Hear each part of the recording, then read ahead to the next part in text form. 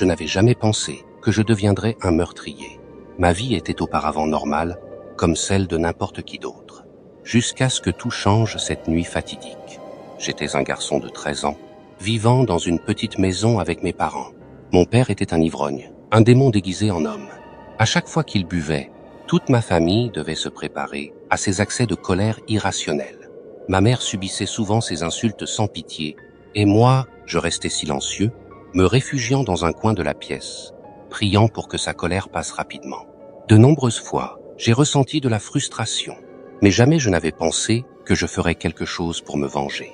Jusqu'à ce soir où, assis à table pour dîner avec mes parents, il a recommencé à insulter ma mère de manière épouvantable. Il a jeté des assiettes, détruit des meubles et hurlé des mots cruels au visage de ma mère. À cet instant, j'ai ressenti une haine brûlante monter en moi, une émotion que je n'avais jamais éprouvée auparavant. Je me suis levé, je me suis approché de lui et l'ai fixé droit dans les yeux.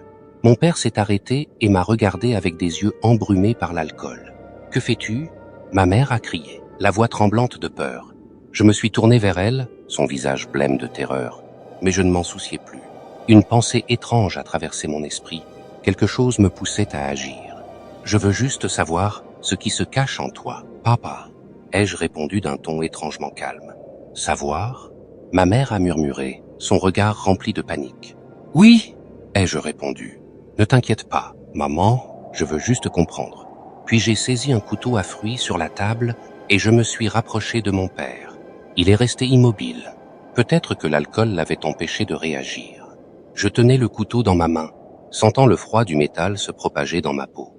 Mon cœur battait fort, mais mon esprit était étrangement serein. « Maman » ai-je dit en fixant toujours mon père. « Je veux juste voir ce qui se trouve en lui. » Avant que ma mère ne comprenne ce qui se passait, j'avais déjà enfoncé le couteau dans le ventre de mon père. Le sang a jailli de la plaie comme un torrent rouge vif, éclaboussant tout autour. Mon père a crié de douleur, mais je ne me suis pas arrêté. J'ai continué à poignarder encore et encore jusqu'à ce qu'il s'effondre au sol. Ma mère est restée figée, incapable de croire ce qu'elle voyait, mais cela ne me préoccupait pas. Je me suis agenouillé à côté du corps de mon père et j'ai commencé à découper sa chair profondément. Le sang coulait abondamment, teignant mes mains de rouge. Je continuais à couper jusqu'à ce que je puisse voir ses organes internes. J'ai pris les morceaux de chair, de graisse et d'intestin et les ai extraits de son corps, un à un. L'odeur du sang et des viscères était si forte qu'elle me donnait la nausée, mais je ne pouvais pas m'arrêter. « Maman, voici le cerveau de papa », ai-je dit d'une voix dénuée d'émotion. Je levais un morceau de cerveau, encore imbibé de sang et de tissu mou. Ma mère ne pouvait rien dire. Elle restait là, les yeux écarquillés, tremblante de tout son corps. Je l'ai regardée un instant, puis je me suis remis à mon travail. Lorsque j'ai fini d'examiner papa, je me suis levé et j'ai regardé autour de moi dans la pièce ensanglantée. Le corps de mon père gisait au sol, les entrailles éparpillées partout.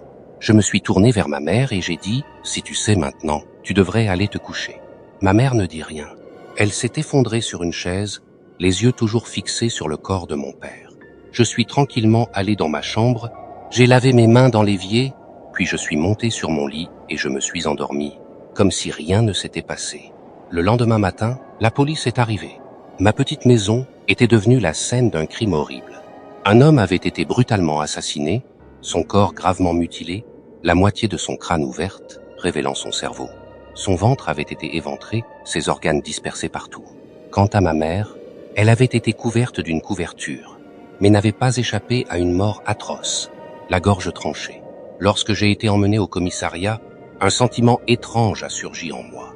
Peut-être que c'était le début de quelque chose de plus grand. Ma véritable histoire ne faisait que commencer. J'ai été conduit dans une petite cellule. Les 4 murs gris semblaient m'écraser de tous côtés. La lumière fluorescente au plafond clignotait sans cesse, créant une atmosphère à la fois oppressante et inquiétante. Je suis assis sur une chaise en métal froide, les mains menottées. Le sang sur mon corps a séché, formant une croûte dure comme de l'écorce. À l'extérieur de la pièce, j'entendais les policiers discuter. Ils parlaient de moi, du crime que j'avais commis, mais ils ne savaient pas que ce n'était qu'une partie de l'histoire. Un policier d'âge moyen est entré dans la pièce. Il semblait plus vieux que son âge réel, avec des yeux fatigués et sans vie. Il a posé un dossier sur la table, puis s'est assis en face de moi. « Comment t'appelles-tu » demanda-t-il d'une voix rauque. « Je suis celui qui a tué mon père », ai-je répondu calmement. Le policier me regarda un moment, ses yeux révélant son étonnement et sa confusion. « Pourquoi as-tu fait ça ?» Je le regardai droit dans les yeux. Je voulais juste comprendre ce qui se cachait en lui. Il resta silencieux, me fixant avec un regard incrédule. Je pouvais voir la perplexité dans ses yeux, comme s'il essayait de me comprendre. Mais comment pouvait-il comprendre? Il ne savait rien de ce que j'avais traversé, rien de ce qui m'avait poussé à agir ainsi. Il enfonça soudainement ses doigts acérés dans mes côtes. Je hurlai de douleur, sentant ma chair se déchirer. Je me tordais pour m'échapper, mais c'était impossible. Son rire sadique résonnait dans cet espace rempli de mort. À cet instant, j'ai compris que j'avais franchi la limite entre l'humain et le démon. Je n'étais plus un garçon de 13 ans. J'étais devenu quelque chose de plus hideux, de plus monstrueux, et mon histoire ne faisait que commencer. La douleur me ramena à la réalité. Je me retrouvais recroquevillé sur le sol glacé, là où, quelques minutes plus tôt, se trouvait encore le commissariat de police. Mais maintenant, ce n'était plus un commissariat. Autour de moi, c'était la scène d'un enfer terrestre, un lieu où le sang et les cadavres s'empilaient, ne laissant plus de place à la vie. J'ai essayé de me lever, mais chaque mouvement faisait monter la douleur dans mes flancs comme un feu ardent. Je baissai les yeux sur mon corps et vis des coupures profondes causées par ces griffes. Le sang coulait abondamment, mais je ne mourais pas, je ne perdais même pas connaissance. En fait, je pouvais sentir une force monstrueuse se répandre progressivement dans tout mon corps. Quand j'ai levé la main à mon visage, j'ai remarqué que ma peau avait commencé à pâlir, devenant grisâtre comme celle d'un cadavre. Mes yeux, autrefois marron foncé, étaient maintenant d'un blanc trouble. Un sentiment de dégoût monta en moi, mais il fut rapidement remplacé par autre chose. Un désir, le désir de tuer, de déchiqueter, de dévorer vivant. Je trébuchais à travers les cadavres, traversant des couloirs sombres et imprégnés d'une odeur de putréfaction. Les cris, les gémissements et les lamentations résonnaient de toutes parts, mais je n'y prêtais pas attention. La seule chose qui m'importait maintenant était de trouver celui qui m'avait transformé en monstre. Il se cachait quelque part dans cette fumée épaisse, avec d'autres créatures qui portaient toutes des uniformes noirs et se réjouissaient de la souffrance des autres. Je savais que je ne pouvais pas l'affronter, que je ne pouvais pas remonter le temps pour réparer mon erreur, mais une partie de moi, la dernière étincelle d'humanité, voulait encore comprendre ce qui se passait. Je suis entré dans une autre pièce. Autrefois, une salle de classe pour les policiers. Les tables et les chaises avaient été renversées. Du sang éclaboussait les murs et le plafond. Au centre de la pièce, un groupe de monstres torturait un policier. Il l'avait attaché à une chaise, lui arrachait les yeux tout en ricanant alors qu'il hurlait de douleur. Un autre monstre tenait un couteau, enfonçant lentement la lame dans son ventre, tordant le couteau pour prolonger la souffrance. L'homme convulsait, la bouche grande ouverte, comme s'il voulait crier, mais il n'en avait plus la force. Le sang jaillit de sa blessure, éclaboussant la chaise de rouge. Je restais là, fixant la scène, incapable de détourner les yeux. Je ne ressentais plus de dégoût ou de terreur. À la place, je ressentais une étrange connexion, comme si je me regardais moi-même, voyant mon avenir, ou peut-être mon présent. Le monstre tenant le couteau leva les yeux et me vit. Il me sourit d'un sourire sinistre, ses dents acérées scintillant sous la lumière tamisée. « Tu aimes ça, hein ?» demanda-t-il d'une voix empreinte de sarcasme. Je ne répondis pas. Je restais simplement là, ressentant un vide et un désespoir se répandre en moi. « Tu deviendras bientôt l'un des nôtres », ajouta-t-il, avant de planter brutalement le couteau dans la poitrine du policier. Ce dernier se contracta une dernière fois avant de sombrer dans le silence, ses yeux vides fixant le plafond. Soudain, un grand bruit résonna, semblable au rugissement d'un moteur infernal.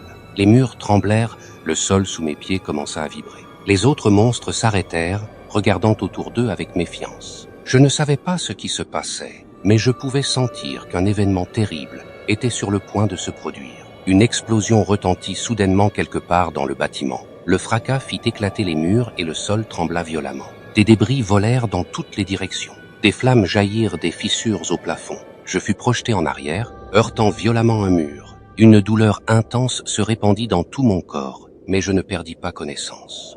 Autour de moi, les autres monstres étaient aussi dispersés par l'explosion, mais ils n'étaient pas morts. Ils rugissaient de colère et de peur. Alors que la fumée et la poussière se dissipaient lentement, je vis une silhouette émerger des décombres. C'était un homme, rayonnant d'une lumière blanche éclatante, si intense que je dus me protéger les yeux, mais je pouvais clairement voir la croix qu'il tenait dans sa main. Je ne pouvais pas en croire mes yeux. C'était Dieu. Dieu était apparu au milieu de ces ruines, au milieu de ces démons et de ces cadavres, et il s'avançait vers moi. La lumière émanant de lui se répandait partout, chassant les ténèbres et repoussant les monstres. Ils essayaient de l'attaquer, mais chaque tentative était vaine. Il n'eut qu'à lever la croix, et chaque démon fut anéanti en un instant. Se dissipant dans le néant comme s'il n'avait jamais existé, je restais là, incapable de prononcer un mot. À cet instant, je ne savais plus si j'étais un homme ou un démon, un criminel ou une victime. Mais je savais que la présence de Dieu avait tout changé. Dieu s'arrêta devant moi, me regardant avec des yeux bienveillants et compatissants. La lumière émanant de lui était douce, apaisant la douleur en moi. « Tu es allé trop loin, mon fils », dit-il d'une voix douce mais pleine d'autorité. « Et je suis venu pour te sauver. » En entendant ces paroles, je me réveillais comme d'un long cauchemar.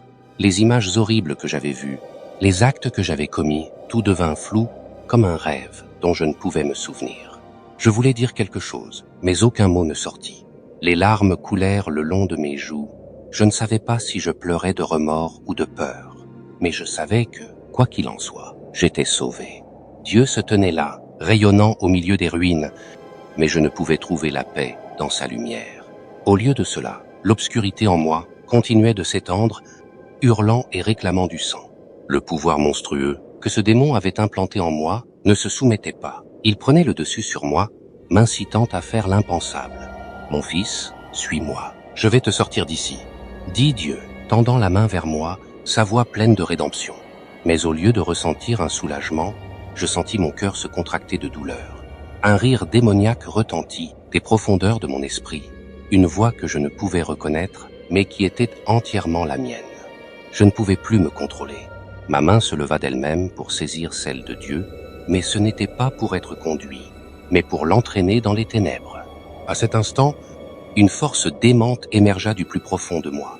Mes yeux brillaient d'une lueur rouge, ma peau devint sombre, se transformant en une texture rugueuse, comme des écailles de dragon.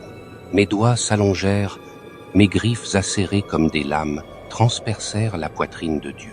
La lumière en lui scintilla puis s'estompa, quand ma main traversa sa poitrine, sentant chaque battement de son cœur sacré. Le sang de Dieu n'était pas rouge, mais une lumière blanche éclatante s'écoulait de la blessure, mais cela ne fit qu'accroître ma colère. Je sentais mon corps se transformer, mon cœur battait violemment, et ma soif de sang devenait plus intense. Dieu me regarda, ses yeux remplis de déception et de tristesse, mais il ne résista pas. « Tu as laissé les ténèbres t'envahir » murmura-t-il, avant de s'éteindre entre mes mains. Quand Dieu disparut, je restai immobile parmi les cadavres et les ruines, sentant mon corps continuer à se métamorphoser. Mais je n'étais plus humain. J'étais un monstre, une créature des ténèbres, celui que je méprisais autrefois. D'autres démons apparurent, mes nouveaux semblables, me regardant avec admiration et soif de sang. Ils ne dirent rien, mais je compris qu'ils attendaient mes ordres. Des ordres pour continuer le massacre, pour transformer ce monde en un véritable enfer. Sans un mot, nous avons commencé notre voyage, traquant les survivants. Nous avons d'abord attaqué les quartiers résidentiels. Ces maisons paisibles en journée étaient désormais des tombeaux ensanglantés et pleins de cadavres. Je ne me souviens plus du nombre de personnes qui sont mortes sous mes griffes cette nuit-là. Je me souviens avoir déchiré un vieil homme en deux, le sang et les entrailles éclaboussant partout. Ces cris résonnant dans la nuit, mais ce n'étaient que des sons insignifiants pour moi. Une autre famille, un jeune couple avec 2 petits-enfants. Je me souviens avoir planté mes griffes dans le ventre de la mère, tirant ses entrailles et les lançant au visage du père, tandis que la petite fille ne faisait que crier de peur avant que je n'attrape sa tête et la broie. Le garçon essaya de s'enfuir, mais je l'ai rattrapé et planté mes griffes dans son dos, arrachant sa colonne vertébrale et projetant son corps contre le mur. Chaque fois que je tuais, ma force augmentait et ma soif de sang devenait plus intense. Les maisons étaient maintenant réduites en décombres, rougies de sang et les cris étouffés par le massacre déchaîné. Nous ne nous sommes pas arrêtés là. Nous avons envahi un hôpital voisin où les blessés cherchaient refuge, mais nulle part n'était sûr. Quand mes compagnons et moi sommes arrivés, je me souviens avoir arraché les yeux d'un médecin qui tentait d'aider un patient, utilisant les entrailles d'un autre pour le pendre au plafond. Les cris des patients et des médecins résonnaient dans les couloirs de l'hôpital, mais il n'y avait aucune pitié pour eux. Je perçais la poitrine de chacun, broyant leur cœur dans mes mains. Chaque mort était une œuvre d'art, une affirmation que j'étais devenu complètement un monstre. Nous avons continué notre massacre jusqu'à ce qu'il n'y ait plus personne à tuer. À l'aube, je me tenais au sommet d'un bâtiment, regardant la ville, désormais transformée en une mer de sang. Les flammes brûlaient partout, les bâtiments s'effondraient et les cadavres jonchaient les rues. Je savais que je n'étais plus un humain. Les émotions, l'amour, la douleur, tout avait été supplanté par l'obscurité et le sang. J'étais devenu un véritable monstre, et il n'y avait plus de retour en arrière possible. Quand le soleil s'est levé, mes compagnons et moi nous sommes retirés dans l'obscurité, laissant derrière nous un monde dévasté. Mais je savais que nous ne nous arrêterions pas là. Ma soif de sang ne serait jamais assouvie, et je continuerai à massacrer jusqu'à ce qu'il n'y ait plus personne à tuer sur cette terre. L'obscurité a englouti toute la ville, une obscurité épaisse comme du sang coulant dans les rues. Avec mes compagnons monstres, nous avions transformé tout en enfer. Mais ce soir, ma soif de sang n'était toujours pas satisfaite. Les images horrifiques, les cris de douleur des malheureux morts sous mes mains, ne sont désormais plus que des souvenirs flous, insuffisants pour apaiser ma soif. J'avais besoin de plus, de morts plus douloureuses et plus terribles.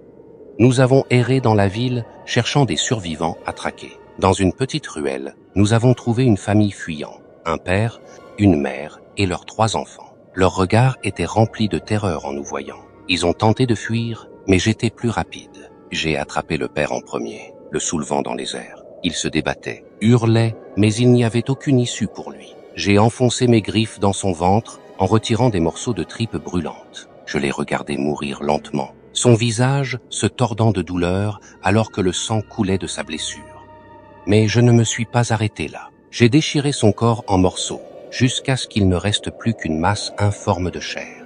La mère et les enfants étaient horrifiés par cette scène, mais ils n'avaient nulle part où fuir. Les autres monstres les encerclaient, se délectant de leur terreur. Un autre monstre a saisi la mère, lui a arraché les yeux et le sang a jailli en torrent. Ces hurlements ne faisaient qu'exciter davantage les monstres. J'ai attrapé le fils aîné, le soulevant dans les airs. Il se débattait, mais ma force était trop grande.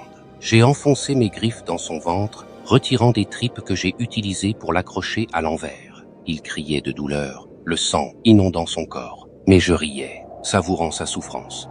La petite fille a tenté de fuir, mais un autre monstre l'a attrapée et lui a écrasé la tête dans ses mains, éclaboussant le sang et le cerveau tout autour. Les autres monstres riaient, se réjouissant de ce massacre. Mais ma soif de sang ne s'arrêtait toujours pas. Je m'approchais du dernier enfant, une petite fille d'environ 5 ans. Elle me regardait avec des yeux pleins de peur, incapable de crier. Je saisis sa main, tirant dessus jusqu'à entendre ses os craquer. Je l'ai lentement démembrée, déchirant chaque articulation, chaque morceau de chair, la faisant hurler de douleur. Après que l'enfant fut morte, je laissai tomber son corps mutilé au sol, marchant parmi les cadavres. Les autres monstres jouaient avec les corps, mais je n'avais plus d'intérêt. J'avais besoin de quelque chose de plus grand, d'une scène encore plus brutale pour satisfaire ma soif de sang. Nous avons poursuivi notre chemin de massacre en nous dirigeant vers une grande maison en banlieue. À l'intérieur de la maison, un groupe de personnes était rassemblé. Il semblait que c'était une fête. Je voyais ces gens, leurs visages terrorisés alors que nous faisions irruption. Nous nous précipitâmes pour massacrer chaque personne. Un homme âgé tenta de s'enfuir, mais je l'attrapais, tirant sa tête en arrière et enfonçant mes griffes à travers sa gorge. Je tirai avec force, arrachant toute la gorge. Le sang jaillit comme un geyser. Il se tortillait de douleur, essayant de respirer, mais ne parvenait qu'à avaler son propre sang. Une autre femme tenta de fuir, mais une créature l'intercepta. Il planta ses griffes dans son ventre, en arrachant tous les organes internes pour les enrouler autour de son cou comme un collier macabre. Elle hurlait, mais fut rapidement étouffée par ses propres entrailles. Je continuai à traquer les autres. Un jeune homme essaya de se défendre, mais je l'attrapais et enfonçais mes griffes dans son cœur. Je tirai avec force, déchirant tout son torse et tenant le cœur encore battant dans ma main. Il me regarda, horrifié, avant de s'effondrer, mort, sur le coup. Mais je ne m'arrêtais pas là. Je me tournai vers les autres, les faibles qui essayaient de se cacher dans un coin de la pièce. Je saisis un homme, tirant violemment son bras jusqu'à ce qu'il soit arraché de son corps. Le sang gicla partout. J'utilisais ce bras pour frapper les autres, éclaboussant du sang partout dans la pièce. Un autre tenta de s'enfuir, mais je piétinai sa tête, écrasant son crâne sous mon pied. Je sentis les os se briser et le cerveau se répandre de ma chaussure, une sensation étrangement satisfaisante. Je poursuivis le massacre jusqu'à ce qu'il ne reste plus personne dans cette maison. Les corps gisaient partout. Le sang coulait en flots sur le sol, mais je ne me sentais toujours pas satisfait. Ma soif de sang n'était jamais apaisée. Je savais que je m'étais transformé en un véritable monstre et qu'il n'y avait plus d'échappatoire à ce cauchemar. Après le massacre, nous avançâmes plus profondément dans la ville, où les lumières des réverbères s'estompaient, ne laissant que les ténèbres épaisses enveloppant chaque recoin. Nous n'avions pas de destination précise, pas de but particulier, simplement satisfaire cette soif de sang insatiable. En nous approchant d'une église abandonnée, nous ressentîmes la présence de faibles âmes restantes. Cette vieille église, autrefois un refuge pour la foi, n'était plus qu'une ruine, avec des murs fissurés et couverts de moisissures. L'espace était silencieux, mais il n'y avait aucune paix, seulement une atmosphère sombre et menaçante. Nous entrâmes à l'intérieur, le son de nos pas résonnant dans l'espace, faisant tomber des débris du plafond. Un groupe de personnes priait désespérément. Leurs murmures étaient trop faibles pour les protéger du destin cruel qui les attendait. Une autre créature, avec des griffes plus longues et plus acérées que les miennes, se précipita vers eux en ricanant sauvagement.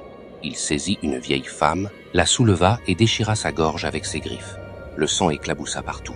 Les gémissements de la femme se turent peu à peu, alors que la vie quittait son corps. Les autres tentèrent de s'enfuir, mais ils n'avaient aucune chance. Une autre créature commença à les torturer brutalement. Il attrapa un jeune homme, enfonça ses griffes dans son ventre et commença à en tirer chaque morceau d'intestin pour les enrouler autour de son cou, comme un collier ensanglanté.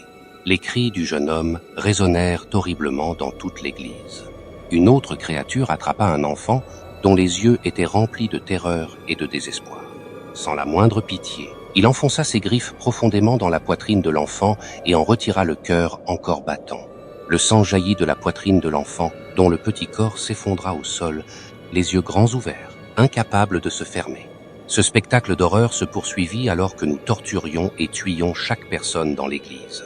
Un autre homme eut les yeux arrachés, un barreau de fer enfoncé dans son crâne. Une jeune femme fut écorchée vivante, morceau par morceau.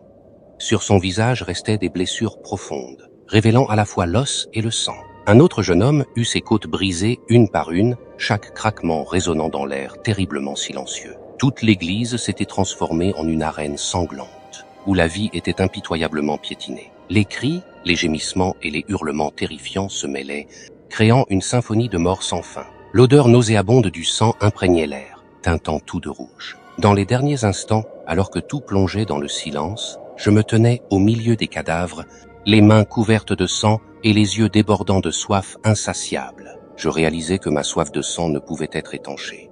J'étais devenu un véritable monstre, un prédateur sans fin. Je tournai le dos et quittai l'église, laissant derrière moi une scène infernale sur terre. La nuit noire s'étirait encore, et je savais que ce massacre n'était que le début. Les ombres continuaient de murmurer mon nom, me guidant vers un voyage sans échappatoire. Je suis maudit, un être dont la fin ne sera jamais satisfaite. Cette nuit interminable ne prendra jamais fin. Lorsque je passai la porte sombre, je réalisai immédiatement que je me trouvais au milieu d'une scène digne des pires cauchemars. Autour de moi s'étendait un espace immense, obscurci et embrumé par les flammes. Le paysage qui s'offrait à mes yeux ressemblait à une peinture de l'enfer, créée par la main d'un démon. Je sentais mes pas lourds sur le sol froid, humide comme du sang frais. J'avançais plus profondément dans cet espace sinistre, où des visions horribles commençaient à apparaître de plus en plus clairement. Devant moi, je voyais un groupe de personnes cruellement torturées, leurs corps déchirés en morceaux. Les démons utilisaient des outils tranchants, tels que des scies, des poignards et des crochets pour les éviscérer. Leurs cris de douleur résonnaient dans l'air, glaçant le sang de quiconque les entendait. Le sang jaillissait des blessures, s'envolant dans les airs et créant une pluie rouge éclatante. Les morceaux de chair arrachés des corps tombaient au sol comme des lambeaux de tissu. Dans un autre coin, je vis des démons participer à une danse macabre autour d'une grande table en pierre. Sur cette table, un corps humain, encore vivant mais luttant désespérément, était attaché fermement. Ces démons tenaient en main des outils de dissection et l'un après l'autre, ils découpaient soigneusement chaque couche de peau, chaque morceau de chair. Les cris perçaient l'air à chaque fois que la lame froide touchait la peau, chaque fois qu'une couche de peau était arrachée, révélant les muscles rouges en dessous. Les démons semblaient prendre un plaisir sadique à cette torture, riant de manière démente, tandis que le sang éclaboussait partout, tandis que les parties du corps étaient découpées comme des jouets. La table en pierre était maintenant saturée de sang, les entailles profondes sur le corps de la victime devenaient visibles, chaque veine tranchée, chaque couche de peau arrachée, chaque os scié en morceaux. Ces scènes me plongèrent dans une horreur inimaginable, mes jambes tremblaient comme si elles allaient céder, mais je ne pouvais pas faire demi-tour. Les démons m'observaient, leurs yeux rouges brûlants, comme s'ils attendaient que je succombe à la peur, que je m'effondre. Je continuais à avancer, bien que chaque pas semblait lourd, comme s'il était traîné. Devant moi, une autre scène horrifique se dévoilait. Une femme était attachée à un poteau de fer, entourée de petits démons féroces. Ils utilisaient des seringues longues et fines pour aspirer le sang de son corps. Le sang coulait abondamment de ses blessures, descendant jusqu'à ses pieds et formant une flaque sombre et visqueuse. Les démons continuaient à aspirer le sang jusqu'à ce que son corps devienne sec, ne laissant qu'une coquille vide. Mais ils ne s'arrêtèrent pas là, ils commencèrent à déchirer sa chair, exposant les os blanchis en dessous. Finalement, il ne restait plus qu'un squelette dénudé, mais les yeux de la femme étaient toujours là, grands ouverts, comme si elle me regardait encore, cherchant désespérément de l'aide. Je ne pouvais plus le supporter, je me sentais suffoqué, l'horreur et la culpabilité pesant lourdement sur mon esprit. Je voulais fuir cet endroit, mais il n'y avait aucune issue. Le monde m'a englouti, me transformant en une partie d'un cauchemar sans fin. Dans le désespoir, je m'effondre au sol, mon corps tremblant de peur extrême. Les démons continuent de m'entourer, leurs yeux rouges ne me quittant pas du regard. Je sais qu'ils attendant le moment où je m'effondrerai complètement pour me déchiqueter, comme les autres victimes. Et puis, à cet instant, je réalise que je suis perdu dans un monde sans issue, un monde où la torture et le massacre ne finissent jamais. Je ne sais pas combien de temps je suis resté à terre, mais quand j'ouvre les yeux, je me retrouve suspendu en l'air, les bras et les jambes enchaînés par des chaînes de fer glacial. Ces chaînes s'enfoncent profondément dans ma chair, et des gouttes de sang coulent de mes blessures douloureuses. Je sens mon corps écrasé par la froideur et la douleur. En dessous, les démons préparent une fête macabre. Ils se déplacent, tenant des couteaux aiguisés et des instruments de torture, produisant des sons terrifiants en aiguisant leurs lames sur la pierre. Leurs regards se tournent vers moi, attendant le moment où ils déchireront mon corps. Dans la lumière vacillante des flammes, leurs visages apparaissent avec des sourires déformés, et leurs yeux rouges brillent comme des torches dans la nuit. Un grand démon avec des cornes acérées et une peau noire s'approche de moi. Il me regarde de haut en bas, ses yeux rouges étincelants de plaisir. Il lève sa main griffue, caressant délicatement mon corps, comme s'il examinait un nouveau jouet. Le moment est venu, rugit-il d'une voix pleine de haine. Puis, il ordonne aux autres démons de commencer leur travail brutal. Je crie désespérément en sentant la première lame s'enfoncer profondément dans mon ventre. La douleur intense, comme si mes entrailles étaient arrachées. Le sang jaillit de ma blessure, formant des flaques rouges. Les démons rient en voyant ma douleur, déchirant chaque morceau de chair, pelant ma peau comme on pèle une orange. Ils ouvrent mon ventre, exposant mes organes internes. Un autre démon approche avec un grand crochet en fer qu'il enfonce profondément dans mon estomac avant de tirer violemment. Je sens tout être arraché de mon corps, une douleur aiguë et une horreur déferlant sur moi comme une vague. Un autre démon commence à déchirer ma poitrine, révélant mon cœur qui bat faiblement. Il rit bruyamment, et un démon prend mon cœur dans sa main, le serrant jusqu'à ce qu'il éclate en morceaux. Le sang jaillit de la blessure, éclaboussant leur visage. Mais il ne s'arrête pas. Il continue de poignarder, de déchirer et de disséquer mon corps jusqu'à ce qu'il ne reste plus que des lambeaux de chair et des os blancs. Douleur, peur, désespoir. Je me sens sombrer dans un abîme sans fond, tandis que les démons poursuivent leur exécution sans pitié. Je veux crier, mais ma gorge est déchirée. Plus aucun son ne peut en sortir. Finalement, après avoir déchiré tout mon corps en morceaux, ils commencent à se partager ces morceaux de chair. Ils les dévorent, avalant ce qui était autrefois une partie de mon corps. Le sang et la graisse s'écoulent de leur bouche, formant des traînées rouges sur le sol. Le bruit de la mastication, des déchirures et des rires résonne partout, comme une symphonie de l'enfer. Je sens ma conscience se dissiper, mon corps ne ressent plus rien. Il ne reste que l'obscurité. Je pensais être mort, mais ma conscience reste là, piégée dans un corps déchiqueté. Les démons terminent leur fête macabre en allumant de grands feux, brûlant ce qui reste de moi. Je sens les flammes brûlantes dévorer mon corps, mais il n'y a plus rien à souffrir. Il ne reste que ma conscience, flottant dans l'obscurité, désespéré et terrifié. Je sais qu'il n'y a plus d'espoir. Je suis devenu une partie de ce cauchemar, sans aucune échappatoire. J'avais autrefois pensé, la mort aurait dû apporter la délivrance, mais mon existence, après avoir été déchiquetée, est devenue un cauchemar sans fin. Ma conscience flotte dans l'obscurité, sans forme, sans corps, juste une âme emprisonnée en enfer. J'entends des gémissements, des cris de douleur résonnant dans l'espace. Autour de moi, des âmes torturées, subissant des tourments sans fin, tout comme moi. Je ne sais pas combien de temps je suis resté ici. Des années, des siècles, ou peut-être juste quelques minutes. Le temps n'existe pas ici. Tout est englouti par une souffrance infinie. Soudain, un bruit effrayant retentit au loin, comme le rugissement d'une créature gigantesque. Je ressens une forte secousse, comme si tout l'enfer tremblait. Dans l'obscurité, une lumière rouge éclatante surgit, comme une flamme ardente qui se déchaîne. Je suis aspiré dans cette lumière, et devant moi apparaît un spectacle terrifiant que je n'aurais jamais pu imaginer. Les démons que j'avais vus auparavant sont maintenant en train d'être détruits, déchirés, broyés par une force invisible. Leurs cris se mêlent, créant un son effrayant comme une symphonie de destruction. Je vois des images horribles, des démons déchiquetés, des âmes brûlant dans les flammes de l'enfer. Rien ne peut échapper à cette colère. Le monde sombre dans lequel j'étais emprisonné est en train d'être réduit en cendres, morceau par morceau, âme par âme, sans aucune pitié. Mais le pire reste à venir. Du centre de la lumière rougeoyante, une créature gigantesque apparaît. Elle n'a rien de commun avec les démons que j'avais vus. Elle est plus grande, plus puissante et plus effrayante que tout ce que j'avais imaginé. Ses yeux brûlent comme deux flammes infernales.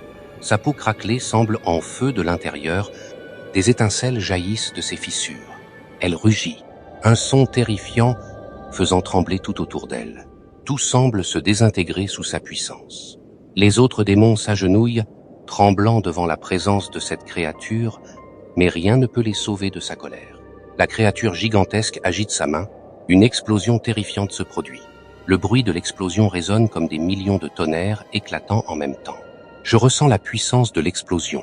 Elle se propage partout, emportant tout sur son passage. Tout l'enfer semble exploser. Les fragments des âmes et des démons volent en éclats dans l'espace infini. Je suis emporté par la tempête de destruction, ressentant chaque morceau de moi-même se déchirer, disparaissant dans le néant.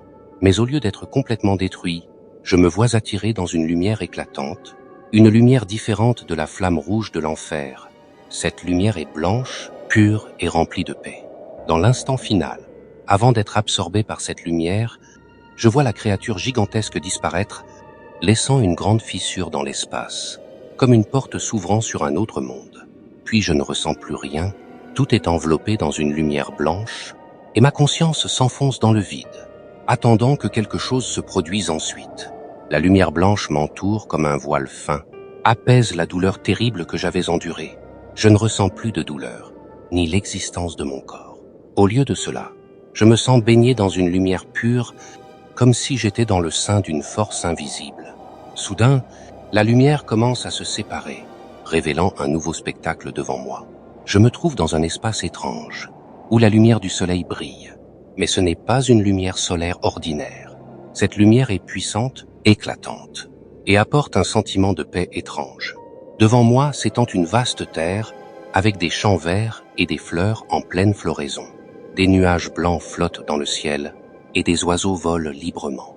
L'air ici est pur et agréable, totalement différent de ce que j'avais vécu en enfer. Je marche en avant, ressentant la légèreté et la tranquillité à chaque pas. L'espace autour de moi est rempli de vie et de paix. Je vois un chemin pavé de pierres blanches, conduisant à un grand château construit en marbre blanc pur. Ce château émet une douce lumière, mettre en valeur sa beauté et sa grandeur. Quand je m'approchais du château, une personne apparut à la grande porte. Il portait une tenue blanche immaculée, avec une longue cape et un chapeau. Son visage rayonnait de bienveillance et de majesté, avec des yeux brillants comme des étoiles. Il s'avança vers moi avec un sourire chaleureux et tendit la main. « Bienvenue, mon enfant », dit-il d'une voix douce et pleine de bienveillance. « Où suis-je » demandai-je, encore troublé par ce changement soudain. « C'est le paradis », répondit-il. « Tu as traversé tant de souffrances, et maintenant, il est temps pour toi de recevoir ta récompense. Nous sommes dans un lieu de paix et de bonheur, où toute douleur est effacée. Je le suivis à l'intérieur du château où les intérieurs étaient décorés d'or et de pierres précieuses. Chaque pièce était ornée avec élégance et beauté. Il y avait des plantes verdoyantes, de magnifiques tableaux et le doux son de musiques apaisantes. Il me conduisit à un grand jardin à l'intérieur du château où poussaient des arbres étranges, avec des fruits aux couleurs éclatantes, diffusant un parfum sucré et agréable dans l'air. Je vis d'autres âmes se divertir, souriant et conversant entre elles, libérées de toute douleur ou peur. « Pourquoi ai-je été amené ici ?»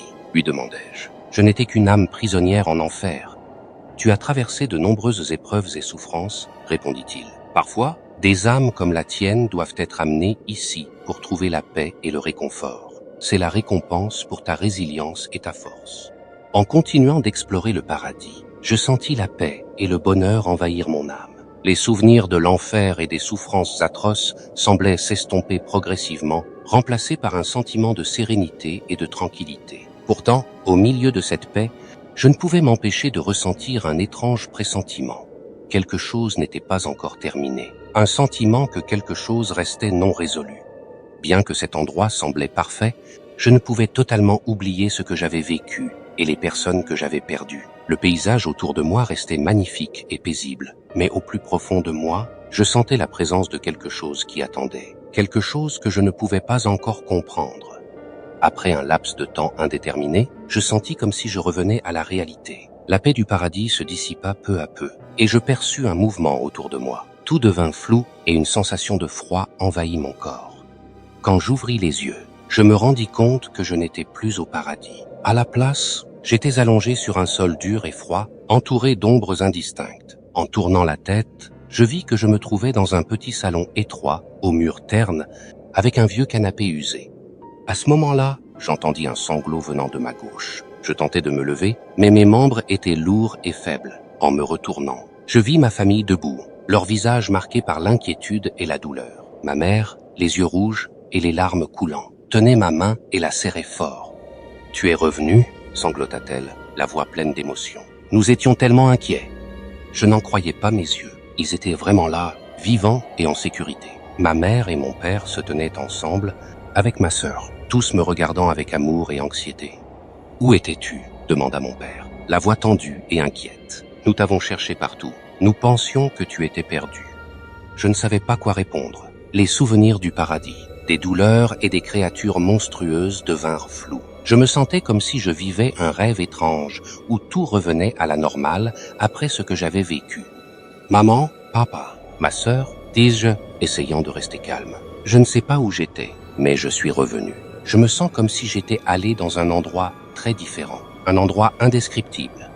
Nous nous sommes étreints, nos larmes se mêlant les unes aux autres. Ma mère me consola et ma sœur me serra fort, comme si elle craignait que je ne disparaisse à nouveau. « Nous ne t'abandonnerons jamais, » dit ma mère. « Nous serons toujours à tes côtés, quoi qu'il arrive. » Je ressentis la chaleur et l'amour de ma famille, quelque chose qui m'avait manqué pendant si longtemps. Mais, dès que je commençais à sentir que tout était revenu à la normale, une étrange sensation envahit mon esprit. Quelque chose n'était pas encore terminé, quelque chose restait non résolu. En regardant autour de moi, je remarquais que tout dans la pièce semblait terne et flou. La lumière des lampes était faible, projetant des ombres vacillantes sur les murs. Une sensation de froid persistait, malgré le fait que j'étais de retour avec ma famille. Mon père se dirigea vers la fenêtre et l'ouvrit. La lumière du soleil entra, mais de manière étrange.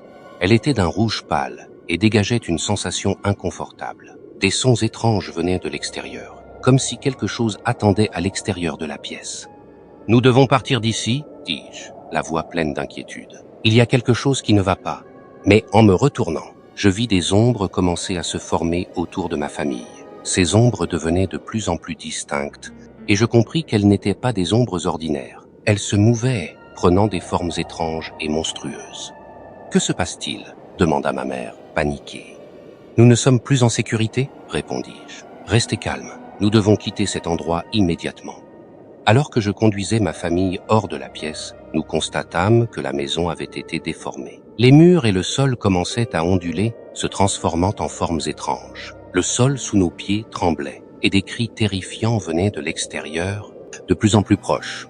Nous courûmes hors de la maison et dans la rue, mais le spectacle qui s'offrit à nous était horrible. La ville que je connaissais avait été transformée en un lieu dévasté et terrifiant. Les bâtiments étaient en ruine, les rues jonchées de cadavres et des créatures monstrueuses rôdaient partout. « Nous ne pouvons pas rester ici, dis-je, la voix empreinte de désespoir. Nous devons trouver un endroit sûr. » Nous courûmes vers des rues désertes, mais aucun endroit ne semblait sûr. Tout semblait s'effondrer autour de nous et un sentiment d'impuissance envahit mon esprit. Alors que nous cherchions un abri, une étrange sensation me couvrit. Malgré mon retour avec ma famille et la sécurité temporaire, je ne pouvais pas échapper aux souvenirs obsédants et aux sentiments d'insécurité. Il y avait quelque chose qui menaçait et je ne savais pas si je pourrais trouver la paix. L'histoire de mon retour pourrait être terminée, mais la peur et les souvenirs terrifiants n'avaient pas complètement disparu. Le monde autour de moi avait peut-être changé, mais je savais que les hantises de ce que j'avais vécu ne disparaîtraient jamais totalement. Le spectacle devant moi était inimaginable. Des rues désertes et des bâtiments en ruine semblaient inchangés. Le décor était devenu plus terrifiant que jamais, alors que ma famille et moi tentions de trouver un refuge. Une sensation étrange grandissait en moi. Malgré mon retour auprès des proches, je ne pouvais échapper aux cauchemars et aux souvenirs sanglants. Nous entrâmes dans un vieux bâtiment qui semblait moins affecté que les autres zones. La pièce que nous trouvâmes semblait relativement paisible, mais une sensation d'inquiétude persistait. Les fissures sur les murs et la lumière tamisée venant des fenêtres créaient une atmosphère lugubre. Alors que nous nous asseyions et soufflions, un vent glacial souffla dans la pièce, faisant trembler tout autour. Des bruits étranges de l'extérieur résonnaient, comme si quelque chose se rapprochait. « Maman, papa, ma sœur, dis-je, essayant de rester calme. Nous devons rester forts et ne pas laisser la peur nous dominer. » Mon père et ma mère acquiescèrent, mais l'inquiétude était encore visible sur leur visage. Ma sœur se cramponnait à ma main, les yeux emplis de terreur. Alors que nous étions assis, un vent plus fort souffla brusquement, faisant voler la fenêtre. Soudain, une lumière éblouissante apparut au loin, et une gigantesque porte se matérialisa devant nous. Cette porte était différente de toutes celles que j'avais vues. Elle semble être faite d'un matériau étrange. La lumière émise par elle forme des figures monstrueuses et clignote. « Devons-nous entrer là-dedans ?» demanda ma mère, la voix tremblante. « Cela pourrait être le chemin vers la rédemption, » répondis-je, même si je n'y croyais pas vraiment. Nous décidâmes d'entrer par la porte. À mesure que nous avancions, la lumière devint progressivement plus faible et le décor autour de nous changea. Nous nous retrouvâmes dans un espace étrange avec des scènes indescriptibles. Des images bizarres et grotesques apparaissaient et des créatures étranges se déplaçaient autour de nous. Nous pénétrâmes dans cet espace et rencontrâmes un homme au visage sérieux et à la calme étrange. Il portait une tenue blanche éclatante et tenait une croix dans ses mains. Il nous regarda avec des yeux profonds et dit « Je suis celui qui a été envoyé pour sauver les âmes égarées. » Je ressentis une étrange sensation de soulagement en entendant ces mots. Il semblait qu'il y avait un nouvel espoir. Il s'approcha de nous et commença à effectuer un rituel étrange. La lumière de la croix se répandit, réchauffant et apaisant l'espace autour de nous. Lorsque le rituel fut terminé, nous eûmes l'impression que tout autour de nous était redevenu normal. Le décor se transforma progressivement en une image d'un espace paisible et tranquille. C'était un monde sans créatures monstrueuses, ni scènes terrifiantes. Il se retourna et dit « Vous avez été sauvés. Vivez une vie paisible et chérissez ce que vous avez. » Lorsqu'il disparut, ma famille et moi sentîmes comme si nous revenions à la réalité. Les souvenirs horribles et les images terrifiantes semblaient s'effacer peu à peu. Nous nous retrouvâmes dans notre maison, où tout semblait normal. Je savais que mon voyage était terminé, mais les souvenirs de ce que j'avais vécu resteraient toujours. Les images effrayantes et les cauchemars pourraient ne jamais disparaître complètement. Cependant, le retour auprès de ma famille et la paix que nous avions trouvée étaient plus précieux que tout le reste. Mon histoire était terminée, mais je n'oublierai jamais ce qui s'est passé. La vie, la mort et les choses étranges que j'ai vécues resteront toujours une partie de moi, me rappelant l'importance de chérir la vie et mes proches.